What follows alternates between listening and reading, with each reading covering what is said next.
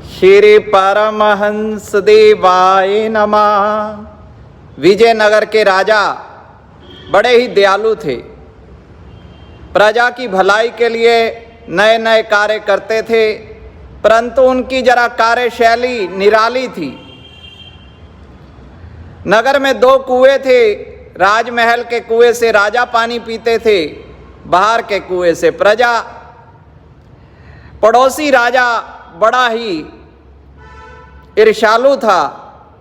राजा से, विजयनगर के राजा से बड़ी ही शत्रुता रखता, ईर्ष्या करता। उसने एक बार विजयनगर में बाहर के कुएं में दवा डलवा दी, जिससे वहां के सभी नागरिक पागल हो गए। राजा चूंकि राजमहल के अंदर वाले कुएं से पानी पीते थे, वो ठीक ठाक थे, परंतु नगर वाले जो पागलपन के कारण अजीब अजीब हरकतें करने लगे थे, स्वयं को समझदार बुद्धिमान समझ रहे थे और राजा को पागल, क्योंकि राजा उनकी जैसी हरकतें जो नहीं कर रहा था। नागरिकों ने राजमहल को घेर लिया। भाई खत्म करो इस पागल राजा को।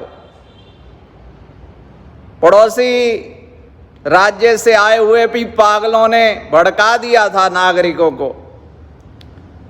अब नागरिकों ने जैसे ही राजमहल को घेरा तो मंत्री ने कहा, महाराज अब तो बचने का यही उपाय है कि आप भी बाहर वाले कुएं से जल पीकर इनके जैसे पागल बन जाओ, इनमें मिल जाओ। राजा ने वैसा ही किया और उनकी जैसी हरकतें करने लगे। अब तो नागरिकों ने राजा को सहर्ष स्वीकार किया और करने लगे जय जयकार। कथा का भावार्थ तो आप समझ ही गए होंगे, क्योंकि गुरमुख हैं समझदार। मूर्खों के झुंड से अलग होकर जब कोई समझदारी से नेकी का कार्य करने लगता है तो मूर्ख लोग उसको ही पागल समझते हैं, मारने दौड़ते हैं।